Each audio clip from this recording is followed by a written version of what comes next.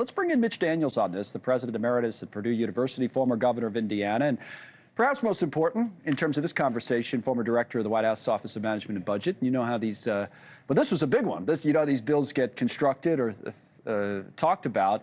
President decided, all right, let's do the one big, beautiful bill, as he kept calling it. What did you make of this, just big picture, that they pulled it off, at least in the House? Do you like the bill? Beauty's in the eye of the beholder.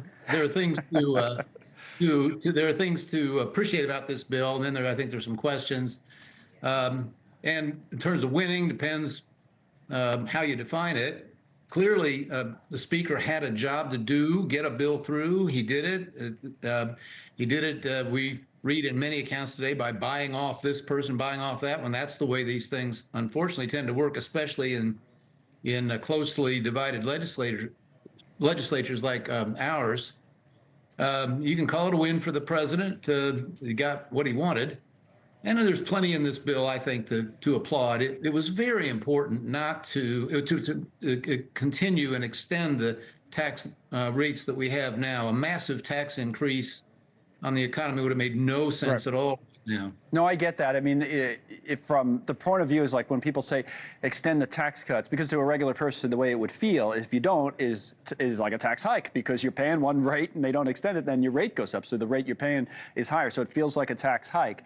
At the same time, what the other folks are saying, some Democrats, but also it's kind of like fiscal hawks, is that, well, what about the money we're paying, all the pay-fors that are in there? Like, the way I see it, you can correct me, again, you know a lot about this stuff, it's a bet on growth at the end of the day, right? Like the White House is saying, all right, we're going to have 3-4% growth, and we're going to grow our way out of it, whereas some other folks saying, well, you know, you're averaging like 2% growth over the last decade plus. We're never going to get to that, so this is going to kill us on debt and deficits. So what do you think? We need growth more than anything else, and by not jacking up tax rates as letting them expire would have done, right? We give growth a better opportunity. Obviously, there are some tax increases, at least potentially pending through the tariffs the president has imposed or threatened to. But you know, I just on the downside of this, they've blown a tremendous opportunity in my judgment. They could have continued or extended the tax rates of today, offset that with badly needed spending cuts. Instead, we're going to have an increase in an already unsustainable federal debt. You've seen our credit rating downgraded. You saw not failed, but a very difficult Treasury auction just yesterday. And so I regret very much that they didn't go a lot further in reforming Medicaid.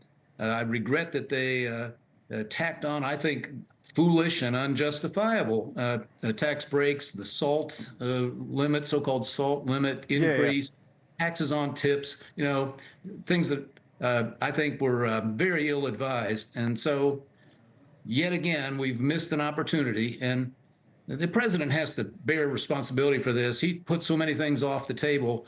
He may feel like a win today, but when the reckoning comes due, he will have to share in the blame. So just to be clear then, to go back to the previous statement, you think this is going to add, as the estimates have shown from independent analysts, to the debt and to our annual deficits, rather than, hey, it'll lead to so much growth, as some have argued that are in support of it, that it's not going to be as much of a fiscal problem. You think it's a fiscal issue?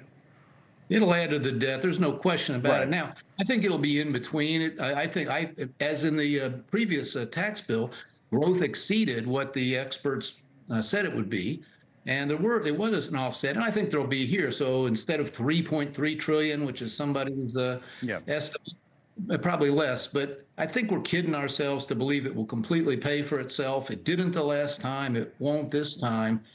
Doesn't mean it wasn't an essential idea to avoid a big tax increase. It just means that so many other things. There's 1,100 and some pages in this bill.